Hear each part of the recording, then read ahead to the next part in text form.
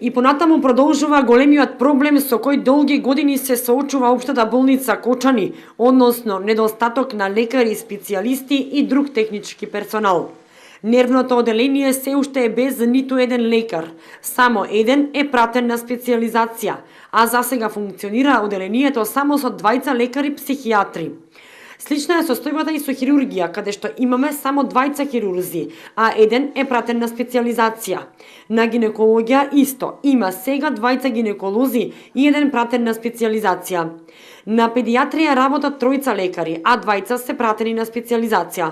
На орала иста е состојбата како нервно, нема ниту еден лекар специјалист и само еден е пратен на специјализација. Лекари недостигаат и на интерно и анестезиологија. Болницата постојано работи на проблемот, но истиот не може да се реши преку ноќ. Имаме упатено неколку лекари на специјализација, во тек се специјализации по хирургија, по нервно, орала, педијатрија, гинекологија и во моментот во тек се вработување на 2 лекара и 2 медицински сестри.